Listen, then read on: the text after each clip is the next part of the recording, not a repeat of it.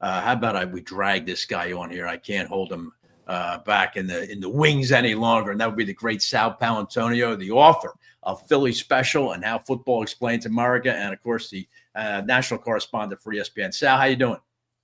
Pat, I've been embedded with the Eagles all week and will remain with the Eagles right up until the end of the game on Super Bowl Sunday. And I got to tell you, it's a very confident football team. They go into this game believing that they can win, much more confident than the team that faced the Patriots in Super Bowl 52. Definitely more confident than the team that faced the Patriots in 2004. This team believes they can win. They believe they have the team to knock off the Chiefs. All right, Sal. So the mood of the team, you're saying, is confident and is pretty calm. Those they've been here before, right? I think they believe they know what they did wrong the last time and they can fix it, and they have a better team, better players at key positions. Running back, Saquon Barkley. Defensive tackle, Jalen Carter. Linebacker, Zach Bond. These are guys who are looking at possible MVP, possible Defensive Player of the Year, possible All-Pro linebacker for the Associated Press, Zach Bond.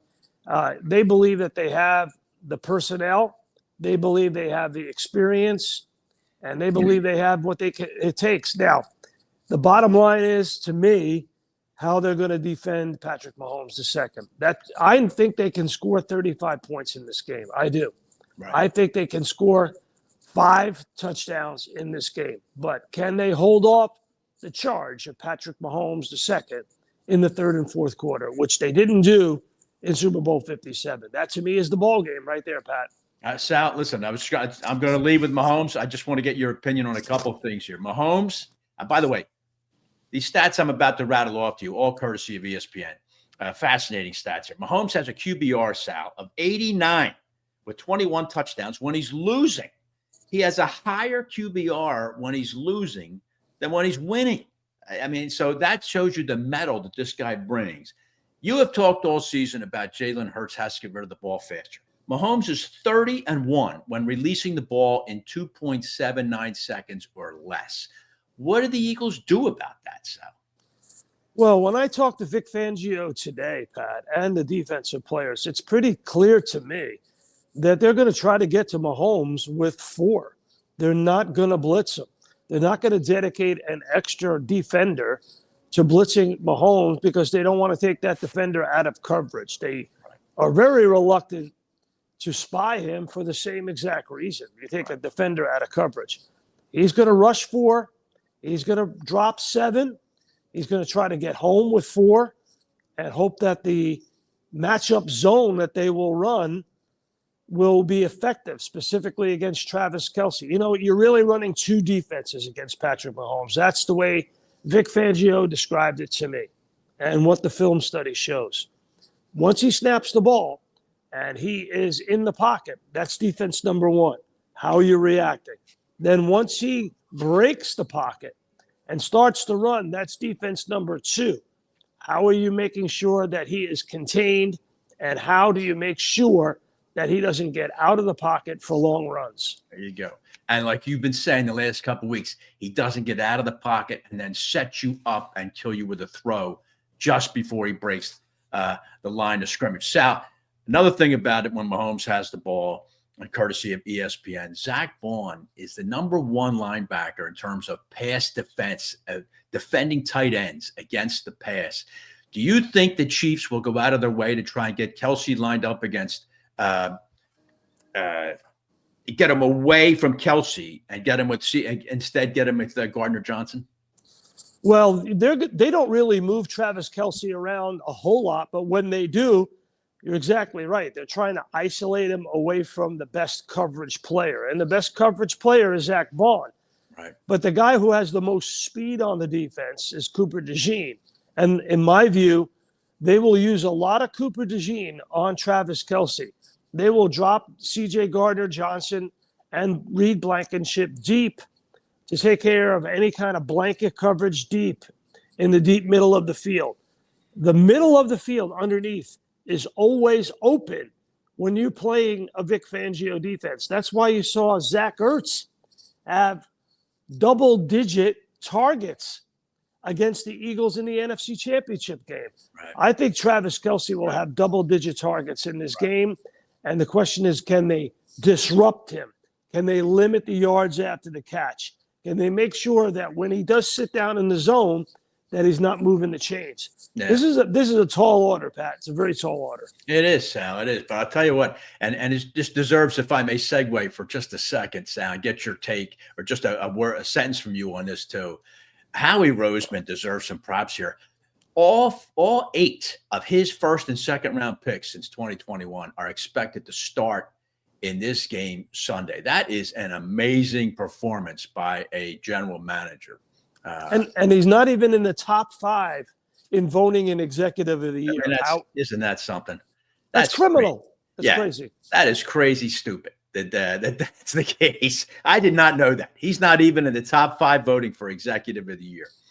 That's great. And it goes to show you, Pat, that within the cognoscente of the NFL, if you will, the Eagles are not a very popular team. They're just not.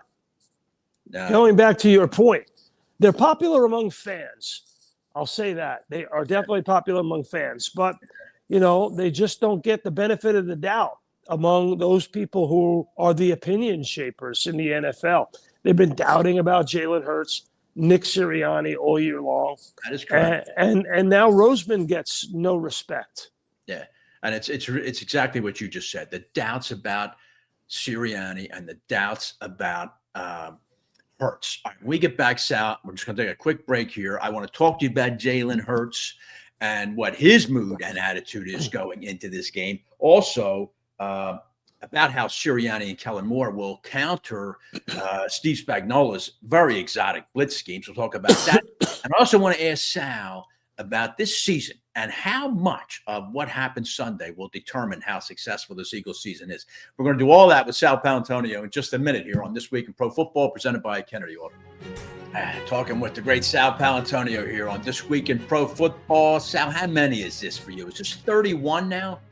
Pat, this is 30 Super Bowls for me with ESPN, 33 overall. Wow, man, look at you. And you still look that sharp. Look at you, pal. Congratulations. 33 Super Bowls. That's not bad. So what's the mood in the town? Do you see this as being a majority green crowd going into the game Sunday? Yeah, I haven't seen too many Chiefs fans so far. A lot of Eagles fans here, a lot of Eagles energy for sure. But I am around the Eagles hotel. I haven't been around the Chiefs hotel. But when you go around the French Quarter, you see a lot of people from Philly. It's definitely Philly proud. Yeah. There's no question about it. I mean, it was big in Jacksonville, not so much in Minneapolis because it was Ice Station Zebra, if you remember, for Super Bowl 52. Right. It was so cold. And then in Scottsdale, because Scottsdale is a schlep, it wasn't a big deal. But people are coming down to New Orleans for sure. I'm expecting a big Eagles crowd for sure. All right. Sal, I want to take a few minutes now to talk about when the Eagles have the ball. And I'm going to start you with this, if I might. The Chiefs have not allowed a 100-yard rusher, a running back, all year. The only one that gained over 100 yards on him was Lamar Jackson. But the highest running back rushing totals against Kansas City have occurred in their last couple games. Joe Mixon for Houston, and then it was Derrick Henry. It was James Cook with Buffalo. Do you see that as a good trend? And is Kansas City maybe wearing down a little bit against the run and with Saquon coming in? Well, in my view, the Eagles will be able to move the ball however they want to against Kansas City. They can throw it against Kansas City. They can run against Kansas City. The issue is when they are behind and they have to throw. That's the problem that teams get into. When they have to throw, that's when Spagnuolo is at his best. Okay. When he forces things on you, he controls who wins or loses on third and fourth down. But if the Eagles are moving the ball and have a lead, that mitigates what Spagnuolo can do. Right. And in my view, the Eagles have got to do a really good job of making sure Justin Reed and Trent McDuffie and the rest of that secondary is occupied away from the line of scrimmage. Right. That means throwing the ball early, Right. And I guess, Sal, too, I think it's critical. And of course, this is not exactly genius here that I'm saying, but if the Eagles could get into a bunch of manageable third downs where Barkley is an option, I think that would help them a great deal because of, anything 3rd and 5 or less, I think he's somebody the Eagles should consider giving the ball to. Yeah, sure, Pat, for sure. I mean, the focus here clearly is Jalen Hurts and Saquon Barkley. That's the way this thing will go. And you can just tell both of them are extremely committed, mind, body, soul, to finishing this job. Right. I mean, it's been pretty intense to watch both of these guys, especially Jalen. Yeah. Jalen's talked about having a chip on his shoulder and a fire being lit under him after losing Super Bowl 57. And he, without a doubt, not Barkley, he has set the tone at this Super Bowl. And I get the sense just being around them since Sunday, Monday, Tuesday, Wednesday now. So this is 4 days of media exposure. A, they're not used to this. B, they're ready for it to be over. C, they believe they're ready to play this game now and win it. All right. Especially, Hurts, especially, Sal, if I may ask you to wax on that for just a second. This is a guy that's 42-12 in his last 54 starts. And he's also, I was reading a piece that your colleague Tim McManus did for ESPN.com about the fact that with Jason Kelce retiring, Hurts is now doing the pre-snap reads. Have you seen substantial growth from him in just this year alone? And you mentioned the chip on his shoulder. Do you think, is there any resentment on his part, do you think, versus the fact that the light never stopped shining on Patty Mahomes? Oh, I don't know if it's resentment, but, the bottom line is Jalen Hurts has the best record in football since 2021 by quarterbacks other than Patrick Mahomes. Right. But Mahomes has Super Bowl trophies. And that, to me, is the bottom line. And I think Jalen Hurts understands that. Anybody who's playing the game understands that, that Patrick Mahomes is going to get all the attention, good or bad, and that Hurts is always going to be doubted because he's in, comparison to Patrick Mahomes for so long now. But, the bottom line to me is if Hurts doesn't turn the ball over and this Eagles offense operates like it can, they'll be able to move the ball against Kansas City, I believe, either running or passing. Right. I do believe that. So, Sal, you mentioned a couple of minutes ago, you said the Eagles should throw and get those back seven of Kansas City off the line of scrimmage. So to start the game, you're saying the Eagles should establish the pass, right? Yeah, Pat, I'm not coaching the team. But in my view, get those safeties and the corners occupied. If they know that you can hit the long ball, and that's always the danger, then they won't be able to nose up and worry about Saquon Barkley. And then you'll just let the beast number 26 loose behind that offensive line. When you think about it, there are so many outliers, so many superlatives associated with this Eagles team. Heaviest offensive line, number one running back, number one defense, number one pass defense, two Defensive Rookie of the Year top 5 candidates in Cooper DeJean and Quinyon Mitchell. 2 Defensive Player of the Year candidates in the top 4, Jalen Carter and Zach Bond. Superlatives all over the place. Yeah, they just got to finish the job, Pat. And they look at this opportunity as got to get it done. This won't happen again. They got next year when the new year starts, got to pay Milton Williams. Got to pay Josh Sweat. Got to pay Zach Bond. How are they going to do all of that and keep this team together? Of course, you're exactly right. Still sticking with the Eagles when the Eagles have the ball. Kansas City now is appearing in their 5th Super Bowl in the last 6 years. Coincidentally, that's the term of their defensive coordinator, Steve Spagnuolo. He's been there for those 6 years.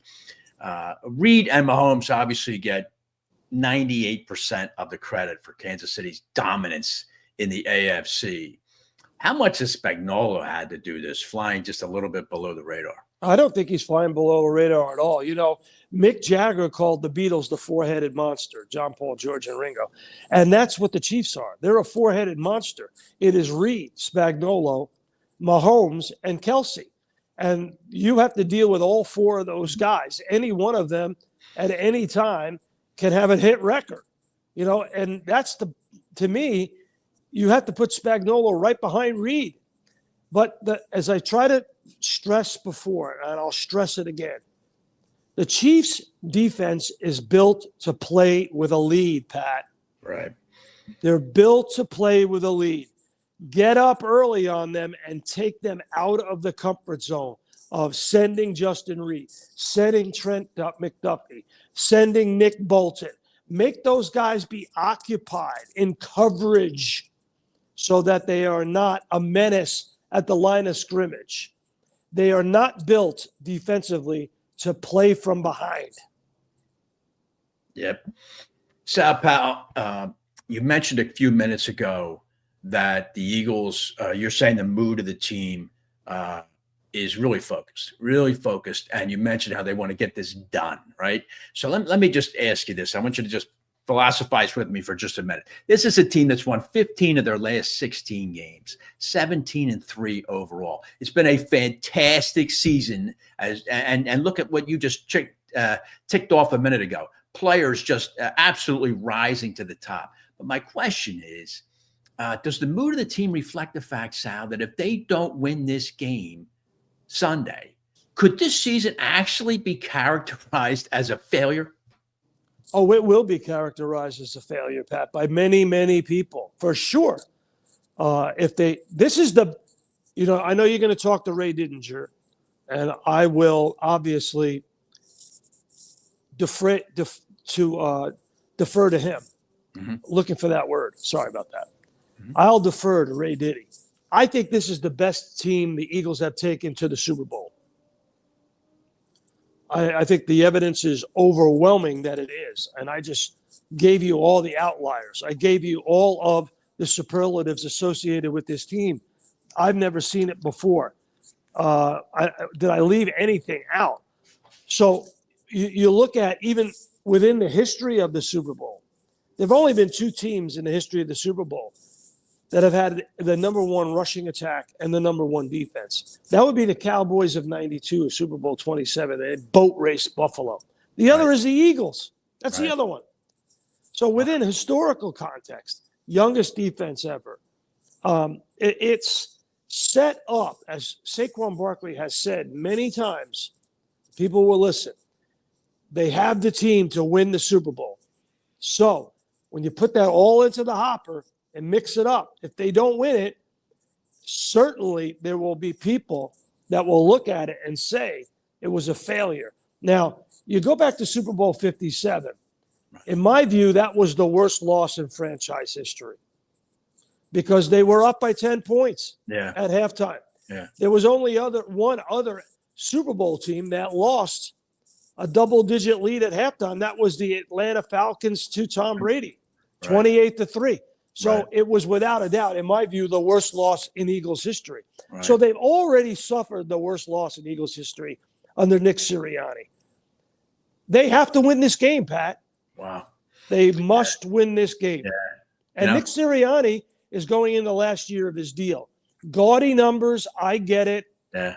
Jeffrey Lurie was effusive in his praise of Nick Sirianni, but he refused to say that Nick Sirianni deserved a contract extension. And if you remember 2 years ago when I asked Lurie whether Jalen Hurts had done enough for a contract extension, I asked him before the Super Bowl. He said yes.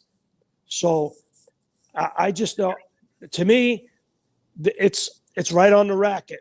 You got to complete the deal. Now, I'm not saying that Nick Sirianni won't get extended. It'll be super hard not to do that. But it all goes into the hopper as you try to figure out whether this is the guy that can get this team a championship. That's amazing, isn't it? I mean, he's got to be the most disrespected coach in the National Football League. He's got to be just in terms of what he has accomplished. 2 Super Bowls in 4 years for this guy, and he wins the division, and of course he's helped by the way that Roseman has drafted the team. But boy, Nick Sirianni just it doesn't help, I guess, Sal, when he's up and on the opposing sideline is a guy who has a hell of a chance to catch Don Shula and has taken his team to his 5th Super Bowl in 6 years. It's funny, Sal. Are the Chiefs kind of playing with house money here? Because unlike the Eagles, if Kansas City loses this game, all right, they're still regarded as the dominant team in the AFC, right? And they've already accomplished what most teams haven't. Yeah, I think the Eagles are going to win the game, Pat. Right. I do. Yeah. I think they're going to score enough points to hold off a furious charge in the end by Patrick Mahomes and the Kansas City Chiefs. And I believe, Pat, that this is the second of 3 heavyweight championship bouts between the Chiefs and the Eagles and Mahomes and Jalen Hurts. Yeah. I think we will see this again. Yeah. These 2 teams are set up for long-term success. Yeah. I do think that Sirianni will be back 100%, but I think they're going to win the game. I think they're going to score a lot of points. It's a very confident team. It's a dominant team. And if they don't win the game, which I don't think that they will lose it, if they do lose the game, it'll be it'll be viewed as a failure. No question. They have a team to win a Super Bowl. Yeah. Yeah. I think they're going to win the game too. Sal, answer me this. I see 3 possible outcomes in this game. I see the Eagles winning a close one, Kansas City winning a close one, or the Eagles winning, I don't want to say comfortably, but the Eagles winning, and as you said, withstanding a 4th quarter Mahomes onslaught, maybe to win by 7. I don't see Kansas City blowing the Eagles out. Do you agree with that? I would agree with that. I don't see it. The Eagles have just too much firepower. 1, and 2, they have too much of a defense. Now the Eagles are 5-0 on artificial turf this year, and they've given up only 11.6 points per game on artificial turf. Yeah. That is a full touchdown better than the second best and third best teams, which were the Vikings. And the Vikings and the Chargers. Yeah. So the Eagles are playing on what's called S5 Super Turf in the Superdome, and that's an extremely fast turf. It's what they call a performance turf, which it's a euphemism for speed turf. This turf was put in to help Drew Brees and that Sean Payton offense, work at optimum speed. Right. And it'll be a far cry from the crappy turf that they had 2 years ago and from the bad turf that they had in Brazil. Right. And you will see Saquon Barkley and Devontae Smith and A.J. Brown. The Eagles are a vertical offense and explosive plays. The Chiefs are a horizontal offense. And the Eagles are youthful and have speed on defense. The turf, in my view, hands down favors the Eagles in this game. It's one of those little things. Yeah. People are probably watching this and saying, Sal, you're crazy. Mm-hmm. Well, you got to look at everything. You got to look at the referee. Ron Torbert has thrown 49 offensive holding calls. 49. 5th most in the National Football League. Yeah. Ron Torbert has thrown the 5th most roughing the passer penalties in the NFL. So, that's a guy you can't get anything past Ron Torbert. He will call everything at the line of scrimmage. So you got to look at all of that, Pat. You got to look at all of it. You just mentioned what you just said here. I only got a few seconds left with you. But what you just said there, what it reminds me of, Sal?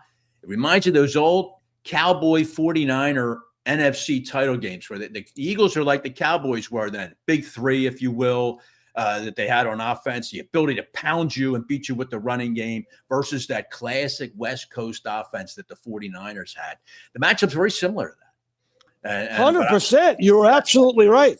Yeah. The Eagles have the triplets, and the 49ers have got the Chiefs. Exactly. The Chiefs have got that short passing game that turns in. So that's why it's so important for Zach Bond, Oren Burks, Cooper DeJean, the underneath guys in this nickel defense of the Eagles to stop these guys from getting big gains from short passes, short area passes and runs. So, Pat, what's the matchup show focusing on this weekend? Just exactly that, Pat. And the matchup show will be on, Pat, for the first time ever, Friday night, 5 p.m. on ESPN2. Right. Man, we'll check that out. We will check that out.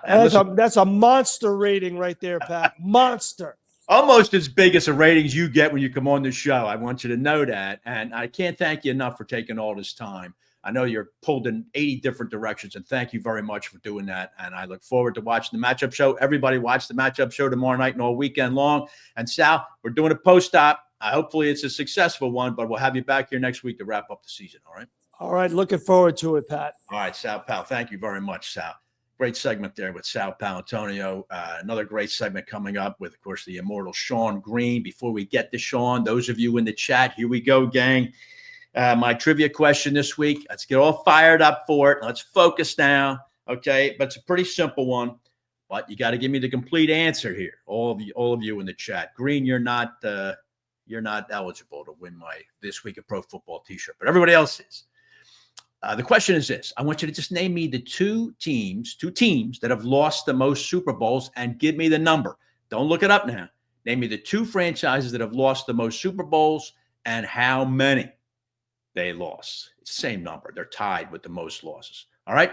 When we get back, Sean Green's going to join me. We're going to talk some picks and props and why Sean, I know, is big on the Eagles. We'll do that next on This Week in Pro Football.